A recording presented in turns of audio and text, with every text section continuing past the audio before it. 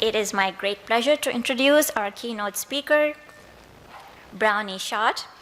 And I've known Brownie since 2003, around 2004. And my journey in research started with CHARGE syndrome. And Brownie has always been the face of CHARGE syndrome foundation for me. She's a mother of a child with rare disease, and she will probably talk about her journey.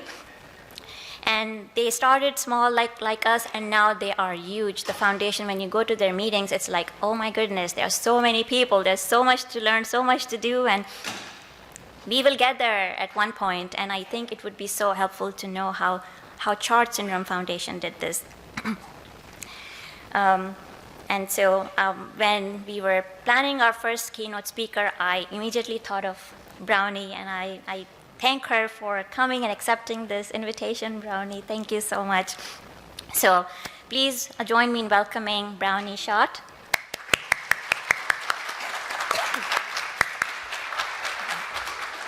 Thank you. Good morning and welcome to Houston. I actually live in Katy, which is a little suburb, not a little suburb, 250,000 people suburb, just west of Houston. I wish I could do this without notes, but I'm not that good.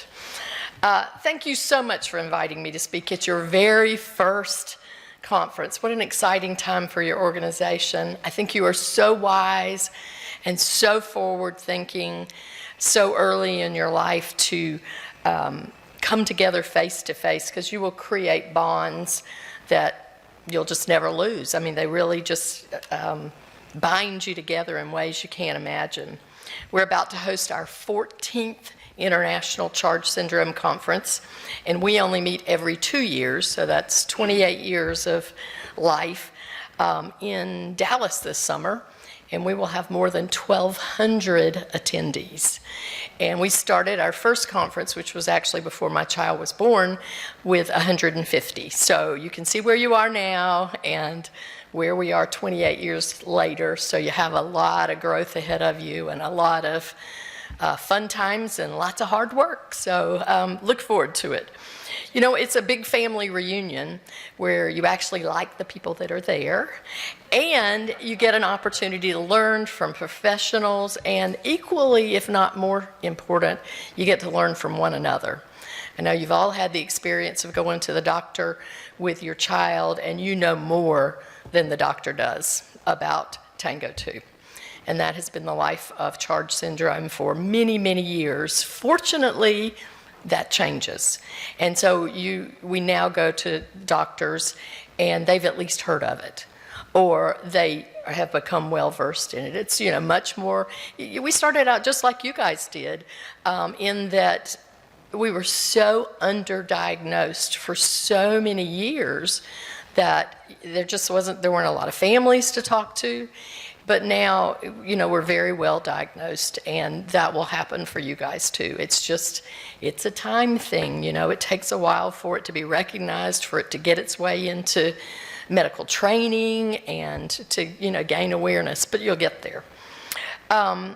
You really are super blessed to have Seema as your, you know, probably help if I start a timer, because I could just probably stand up here and talk forever.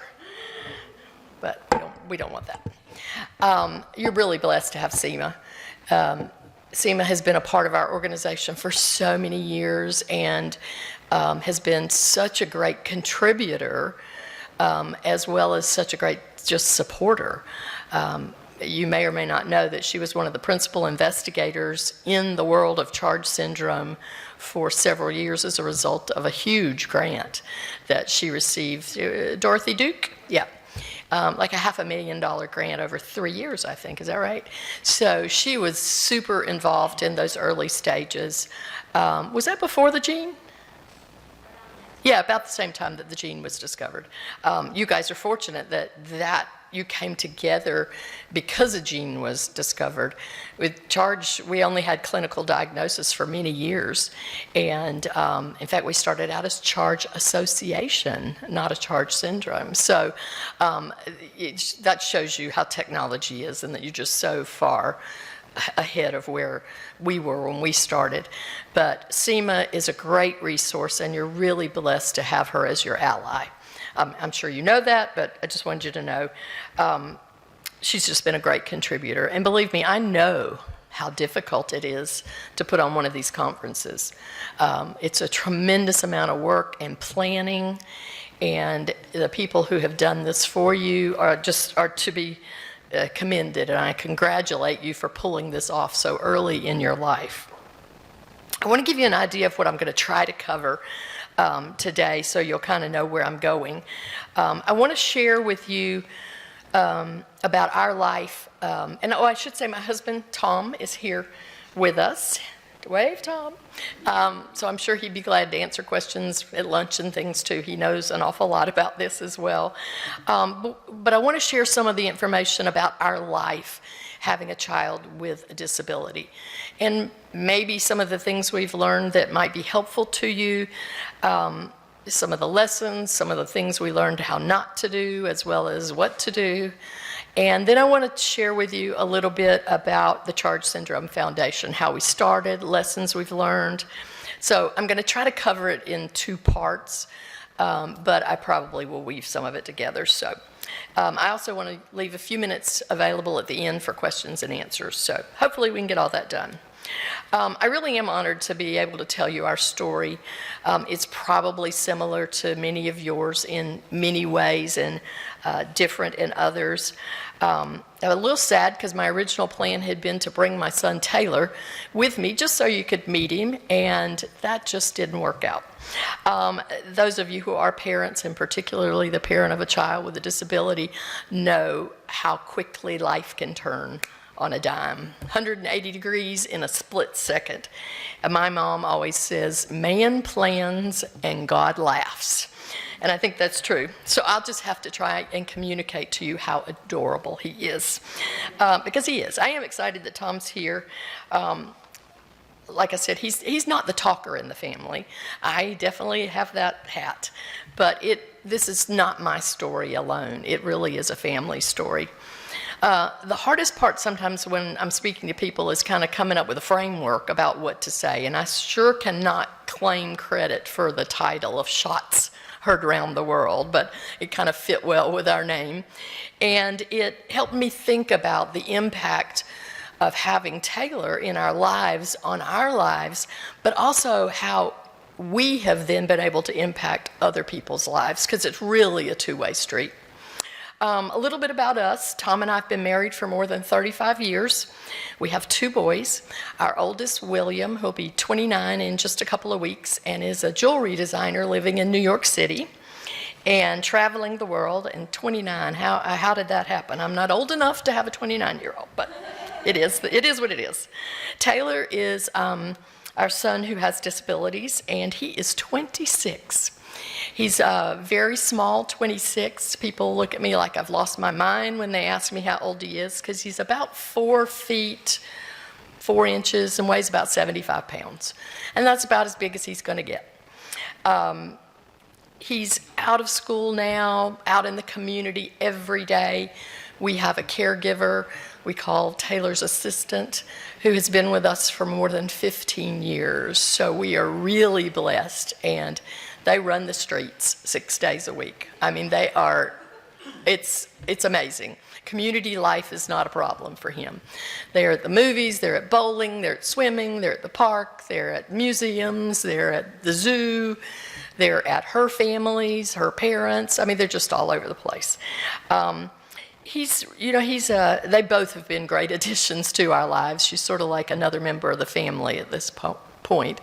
And it's great confidence to have someone like her You know, in the beginning, it's hard to find a sitter or a caregiver when you have a kid with a disability. And if you ever go away for more than a few hours, you know, you write these really long lists out, you know, this is what you do with this, and this is what you do. And we don't have to do that anymore, and it's really quite nice.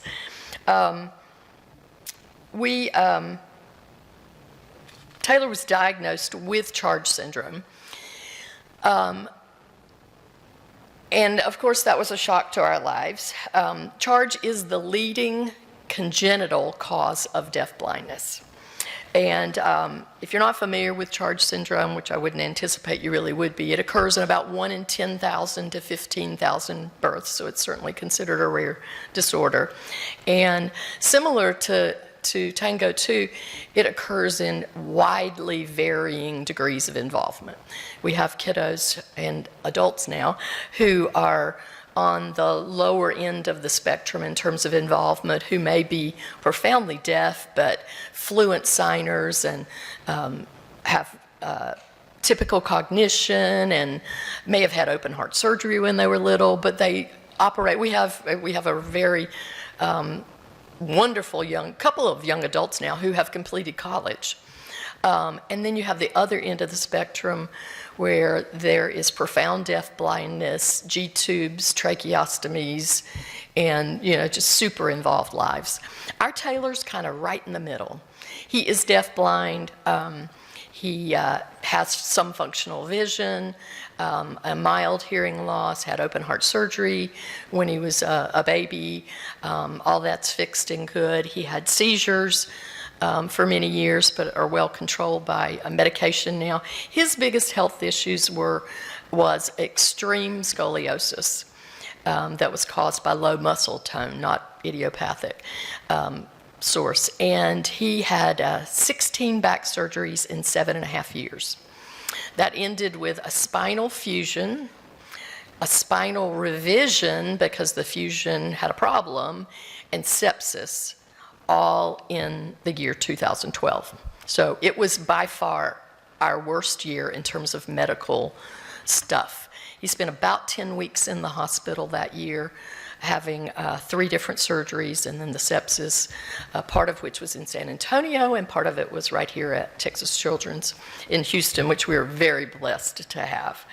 But you know what, since then, since 2012, knock on wood, he has been a healthy, happy camper, and he is a very, very happy child.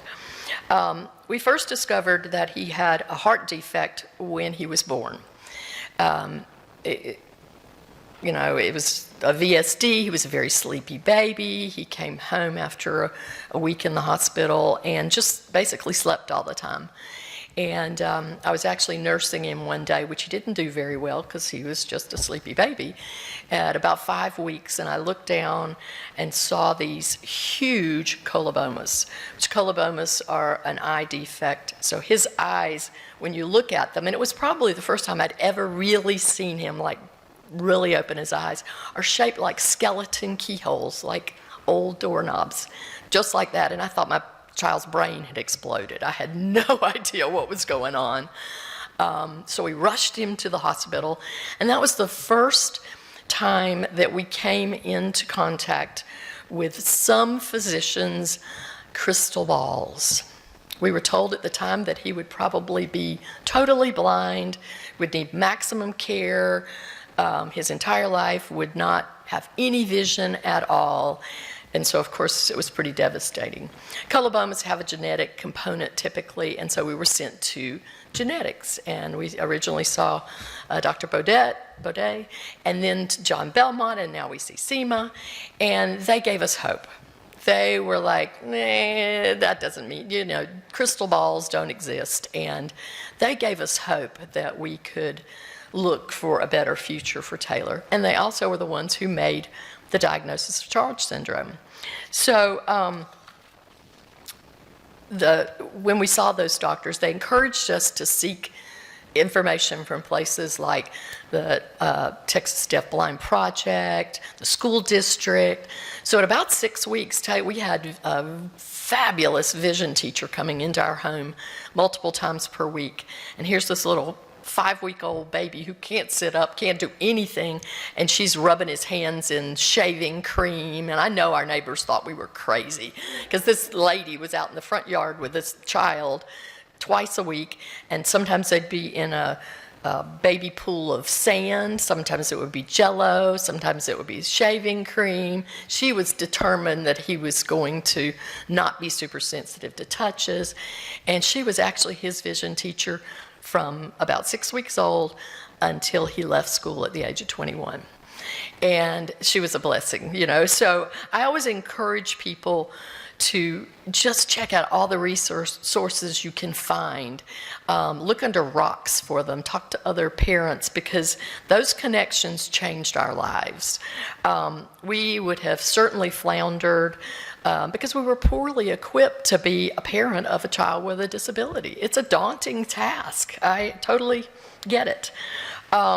Those first few weeks of his life were the beginning of a crazy roller coaster ride that was really marked by sometimes deep valleys, but also had really high peaks. You know, we learned to appreciate the smallest of things that were an improvement.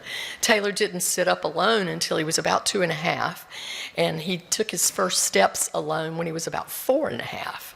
So we had learned to appreciate every little baby milestone because they didn't come often or quickly. So by this point in his life, he's, you know, getting a little older, and his older brother, William, really wanted to be the kind of brother that that everybody had. He saw other kids playing with their brothers, and that proved to be a problem because Taylor didn't have the physical ability to play, and he didn't understand the concept of play because he's very developmentally delayed. So we learned real quickly that sibling stuff was going to be another sort of area that could be difficult to navigate.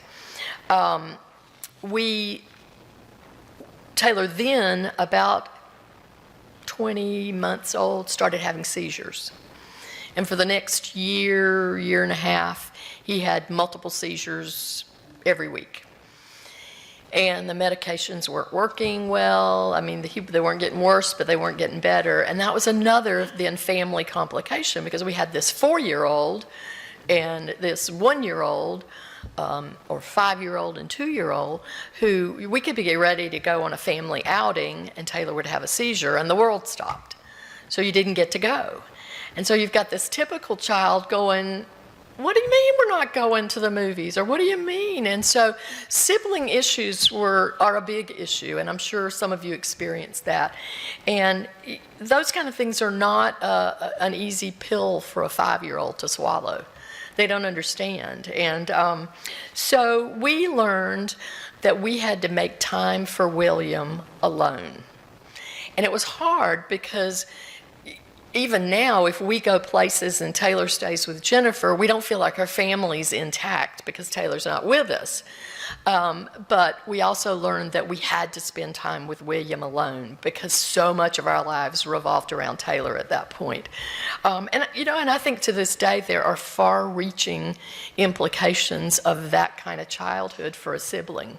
And so I think it's just something you have to kind of be focused about and make sure that child's getting their own individual attention. So that was an important thing we learned, was that we had to spend time with him. For us, at about that time, we made the decision to not pursue the kind of career tracks that we were on, but we were both entrepreneurial anyway, but to begin working from home. And it was a conscious decision that we were choosing a life that we were never going to make the kind of money we would have made had we gone into corporate world, stayed in the corporate world.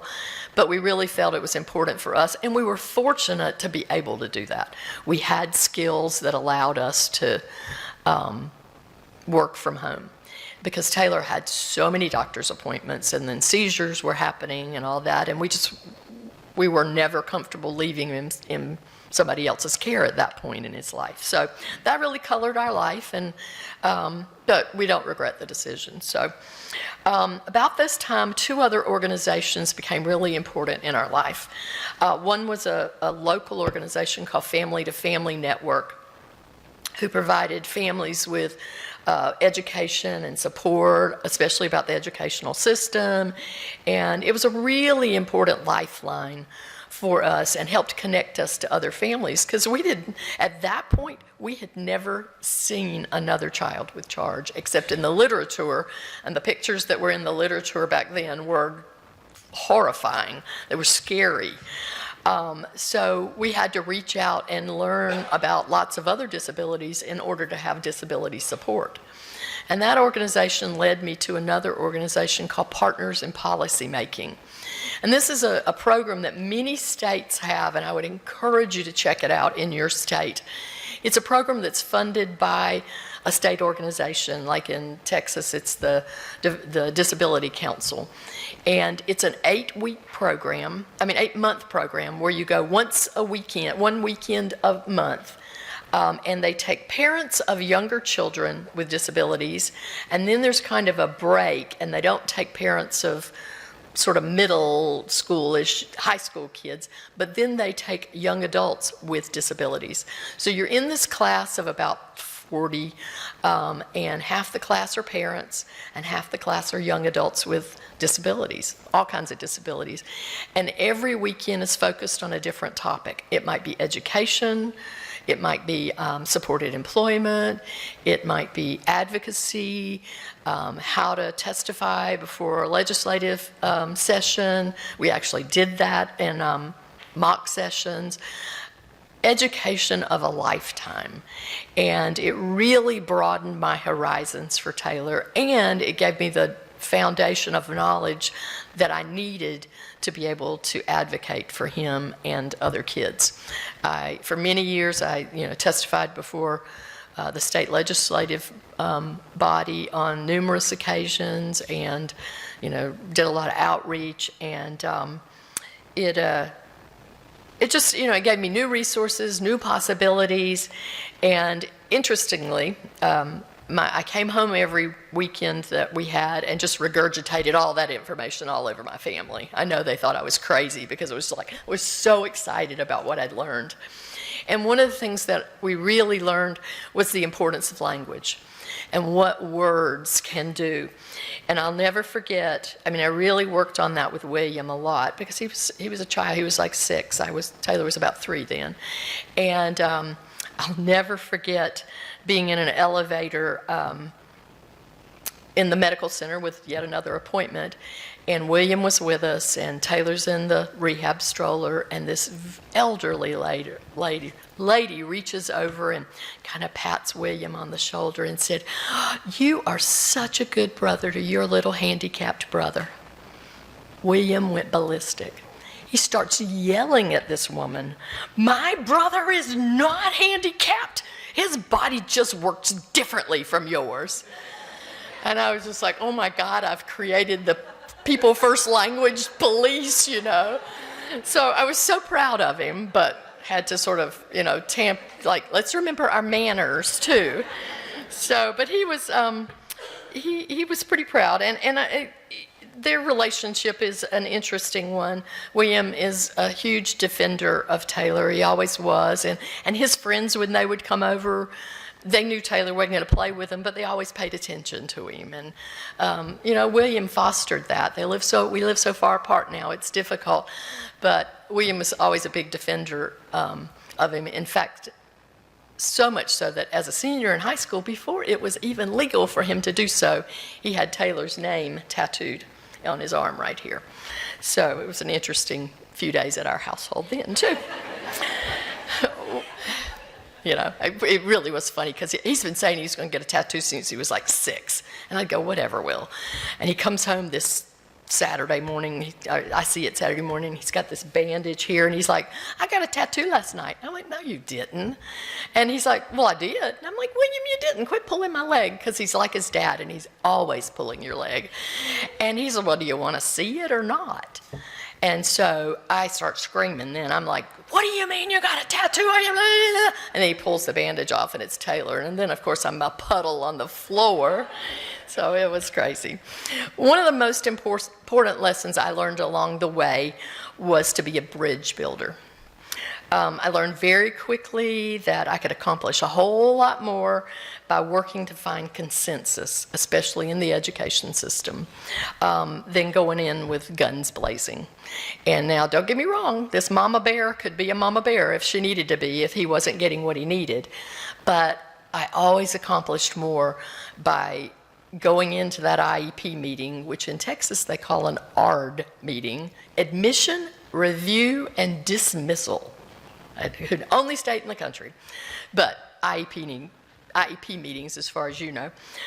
So when Taylor started in PPCD, and we'd have that annual IEP meeting, and sometimes meetings, in the year too. And from the very beginning, I started a practice that I think served us really well. I always, on the annual meeting, carried in a small gift for everyone at the table. And believe me, they were big IEP meetings because Taylor had so much involvement. And they were usually little things that William and I made. For instance, one year we took a glass jar and put a label, filled it with candy, and put a label on it that said, "Label jars, not people." So it was always something that was sort of thought-provoking. We painted little clay flower pots one year, yellow, stamped bumblebees on them, filled them with bits of honey, and then put on them on a little card sticking up, aerodynamically, the bumblebee should not be able to fly, but nobody told the bumblebee that. So I always wanted them thinking, positively about my kid. And I always took food.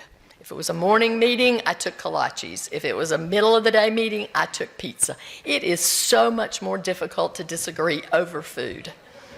So it worked. And I do think, I also wanted to thank the people, and it was a way of me giving back to them. And I think that building those bridges paved the way for a much smoother school experience, because the school experience is not always smooth. And you have to be the imaginative one who can figure out how they can accomplish things. I was just a ideal purist in the beginning. I just thought Taylor could be educated right alongside every other child in that school, and I didn't want him segregated and blah, blah, blah. And we were. They worked with me and, for probably 2 or 3 years. And then I finally realized that my child wasn't getting what he needed in that environment. He needed one-on-one instruction, which he does to this day. Taylor can do not really anything for himself except open the refrigerator and find a cup of milk or something. He has to be fed and toileted, and you could leave him in a room by himself and he'd be perfectly happy, but he'd be sitting in the corner. He wouldn't engage. So I made the decision to put him then into a self-contained classroom, and it was really, really hard for me to do that. But I just got inventive there and tried to help staff, because he's so involved and complicated that deaf-blindness is a crazy thing. It's not 1 + 1 = 2, it's 1 + 1 = 10. And there are very few school personnel who are trained in deaf-blindness. They're trained in deafness, they're trained in blindness, but not deaf-blindness. So I was out there trying to learn from other people so that I could go in and say, let's try this. And that always worked well.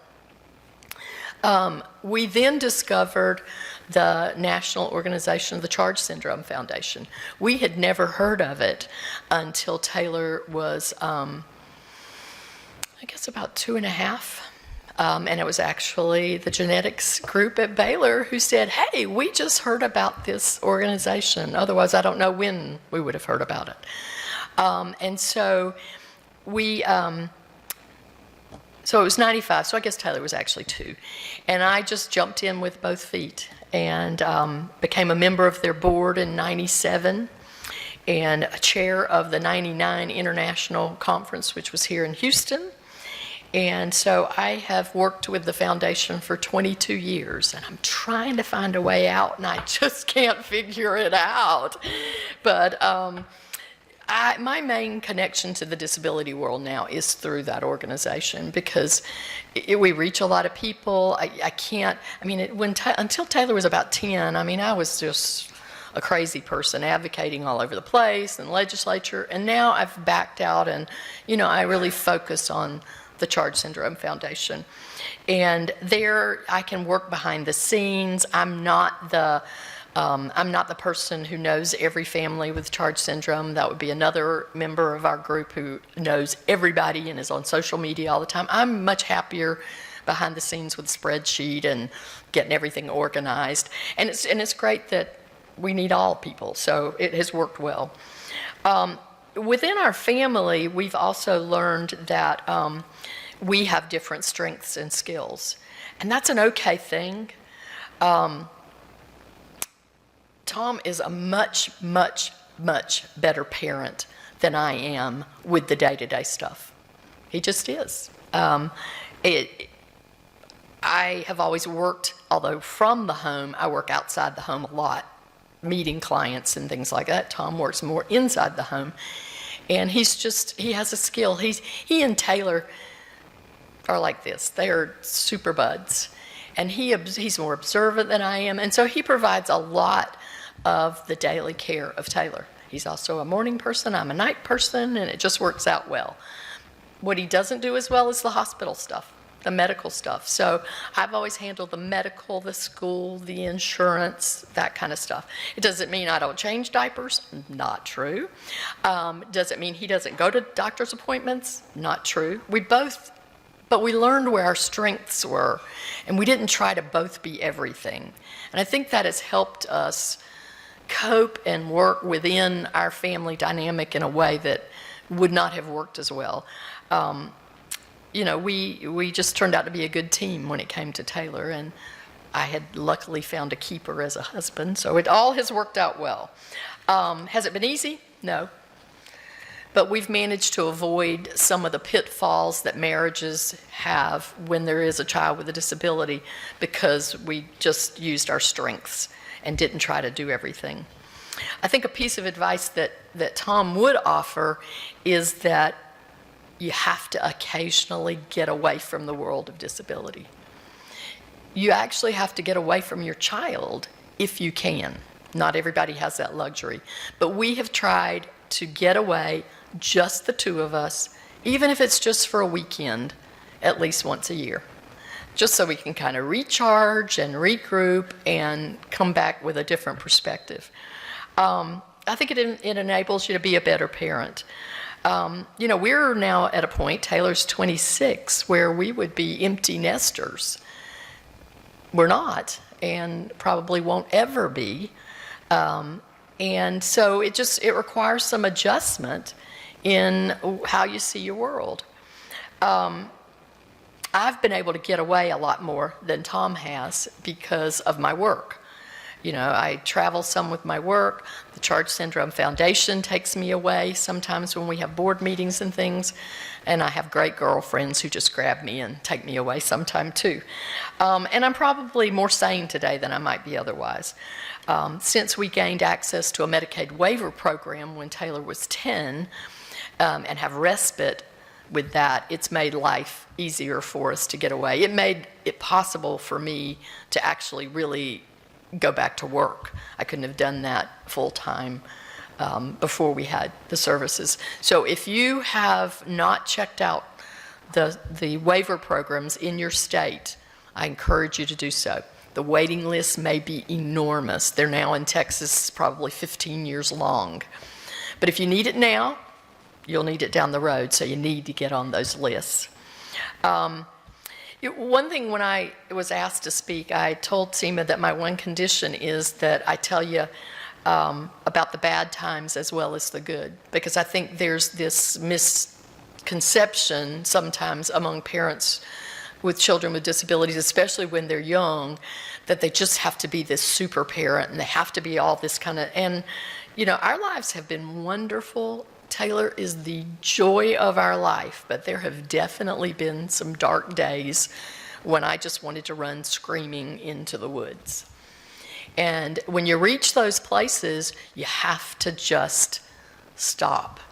I don't mean you stop caring or doing the things that have to be done, but there were times when I was just like, I cannot do any more right now. And so for a month or 6 weeks or 6 months, I did the things that had to be done, but I wasn't out there preaching and advocating or fighting at school. I just had to lay low for a bit because otherwise I don't, know what would have happened. And it's okay to do that. All parents experience those days, and I hate it when I run into parents who go, I can't do this anymore, and I feel so guilty. There's nothing to feel guilty about. If you don't take care of yourself, you can't take care of your kid. And so now I'm not perfect, and it's okay. Another thing is I run across these parents who go, oh, if there was a magic pill, I would never give it to my son because I love him just like he is. Well, yeah, I love Taylor just like he is, but if there was a pill I could give him that would give him all of his, of course I would. I'm not that parent. Having Taylor has, I hear people say, my life is better because I have a child with a disability. No, my life is not better because I have a child with a disability. I am a better person because I have a child with a disability. And what I've learned as a result of that, but life is hard, and it's okay to admit that. You don't have to be perfect. Let me see if I can pull out this family stuff together quickly so you don't feel like, oh my God, she's just a big rambler. The impact having a son with a disability on our life has been enormous. It's colored our lives in ways I could not have possibly imagined. And we continue to learn. He gets to a different age and we have to learn all new things. I'm telling you, when public school ended, what a rude awakening, because there's nothing out there. It is so difficult to find services for young adults. And Taylor is a little more complicated. Day programs are not interested in having him because he's not toilet trained. Or if they take him and he's toilet trained, Jennifer can't go with him. Well, Taylor's going to be sitting in a corner in a group environment with no one-on-one assistance. So we just sort of created our own day program and our own routines, and he and Jennifer are just happy as can be. And his happiness is all that I really care about. So I do wish he had more time with people his age, but that's really difficult to accomplish. So, we're really in a lifelong learning curve, and there are lots of perks. Taylor still loves to crawl up in my lap every night and cuddle. Who gets that with a 26-year-old? It's a blessing. I do have a bit of an update to this part of the story, in that we've always known that Taylor wasn't like other charge kids in a way. There's kind of a look that he doesn't have. He's not profoundly deaf, which many of them are. And so we always sort of knew it, but he clearly meets the diagnostic criteria from a clinical standpoint. But he didn't test positive for the gene. And not all kids do. They're still figuring out what that's all about. So several years ago at a conference, Dr. Martin from University of Michigan did some saliva tests to take back to their lab. And she's an interesting lady. She's a PhD, MD, who has a child with charge. So she's the head of our scientific advisory board. And so she came back to me at the next conference and said, Brownie, I got to talk to you about the test results. And I went, Taylor doesn't have charge, I'm sure. She said, yeah, you're right, but we found something. So Taylor has a variant on the PUF60 gene and is a part of a new diagnosis called Verhey syndrome. Doesn't mean anything really. There's a huge overlap of symptomatology, that sort of stuff, but it did explain some things. Taylor's biggest health issues were orthopedic. That's really not a part of charge. Major part of Verhey syndrome. So it explains some things, doesn't change treatment, doesn't really know anything. There are probably less than 30 families at this point who've been diagnosed with Verhey. They have a Facebook page. I will not be starting a new organization. Once in a lifetime is enough for that. But it's interesting. People ask me, oh, hey, what's going on with your kid? 99% of the time I say he has CHARGE syndrome. He had CHARGE syndrome for 24 years. I can't make that shift in my head. But it's just one of those things that happen when you have kids with disabilities. Life just, turns again. So I want to talk to you a little bit about the CHARGE Syndrome Foundation. And then I just want to show you some pictures of my family. In 1981, the CHARGE syndrome term was coined as an association, not a syndrome, because they began to see this cluster of features that were in more and more children. It was difficult to get it all together in the beginning because many of our children died, because one of the primary features is choanal atresia, so these children were born with no ability to breathe. I didn't know that you don't know how to breathe through your mouth when you're born. That's a learned behavior. And these kids had no nasal passage openings, so many of them died before they figured out what was going on. In 1982, a group of professionals in a group called the Quota Club did a service project for a deafblind project in Missouri, and they needed like a recliner for testing. And so they bought that recliner for them. And then they got interested in it. And the professionals who were working on it started the organization. They didn't turn it over to parents until 1997. And that was when I came onto the board. Up until that time, there'd only been one parent.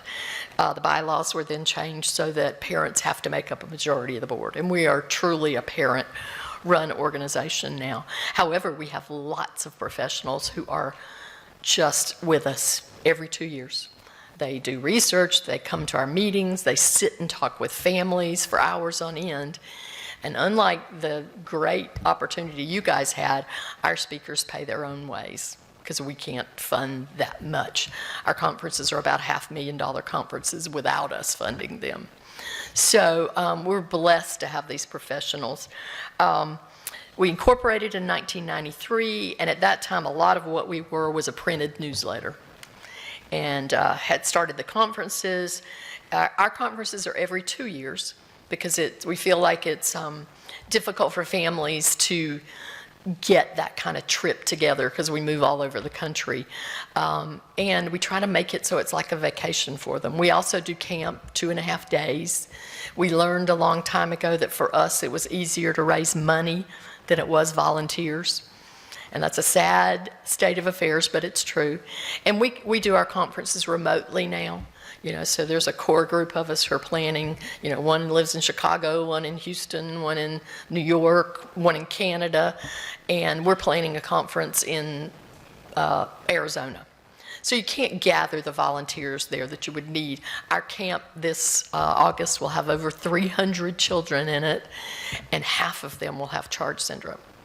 We'll have over 300, I think it's about 340 right now, people with CHARGE syndrome at the conference. Lots of young adults, which is fabulous to see them running around like a little posse. And when I started, there were no young adults. That didn't exist yet.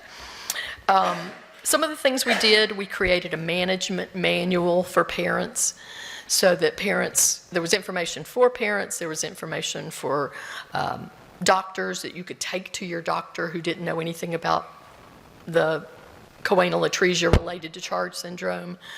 It had a notes section in the back, which is something I encourage you to do when you go to doctor's visits. Take a notepad, have your questions written down, write down what happens, because it's so easy in the emotion of it to forget what went on in that visit. Our first conference, as I said, was 150. We'll now be at over 1,200. That happened over 28 years, and it's a lot of people. It's a lot of work to pull that conference together, but it's really important to families, so we continue to do it. We also now have a huge social media presence. We have a Facebook page that has about 4,000 group members on it, way more than we do have families, so it's just other supporters, and which is really nice and a great way to communicate. We started out 20-something years ago with a listserv. Anybody remember listservs? We used to have a listserv. We underwrite our conference about $200,000 a year because we have 7 meals with our conference, camp, the whole bit. Camp alone cost us about $65,000 a conference. So as a foundation, we underwrite a lot. All of our charge individuals at camp at conference are now free. We don't charge them any longer. We also have scholarships. About 45% of the people who attend our conference are there free. We've provided the funding for them to do it. Not travel, we don't do travel. Research is a big deal. Since 2012, we have funded over $1 million in pilot projects, some of which have gone on to be much bigger projects.